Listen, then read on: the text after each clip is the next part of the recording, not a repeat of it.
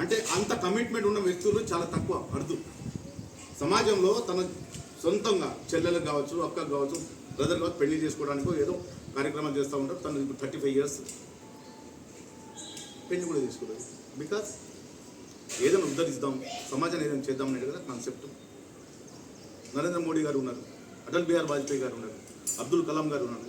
వీళ్ళందరూ కూడా బ్యాచులర్ లైఫ్లో, జయలలిత, నెంబర్ ఆఫ్ పీపుల్, యోగి, ఎవరైతే మైండ్ కాన్సన్ట్రేషన్ ఒక్కదాని మీద పెడుతున్నారంటే దానికి వెనకాల సక్సెస్ అనే స్టోరీ కంపల్సరీ ఉంటుంది. ఏదో ఒక రోజు గుర్తింపు వస్తుంది కుమార్కు, రాదని అనట్లే. కానీ ఆ గుర్తింపు కంటే ముందు బలమైతే మీరు కావాలి కదా, బలమైతే మీరు కావాలి కదా. ఆక్సిజన్ మీరే కదా, గాలి మీరే కదా.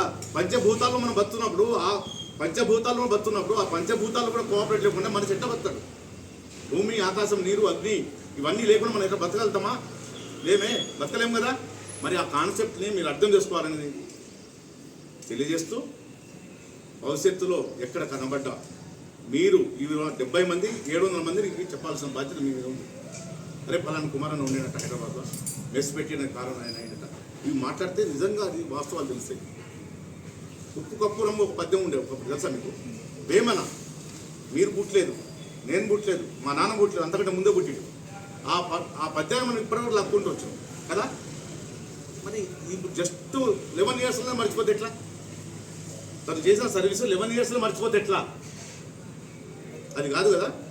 సో దయచేసి మీరు హాస్టల్లో ఉంటూ మీ సమస్యలు నాకు అన్నీ తెలుసు కదా. ఏమేమి సమస్యలు నాకు అన్నీ తెలుసు. కానీ అన్ని సమస్యలు తీర్చడానికి వ్యవస్థలు అన్ని కోణాల్లో కరెక్ట్గా లేవు.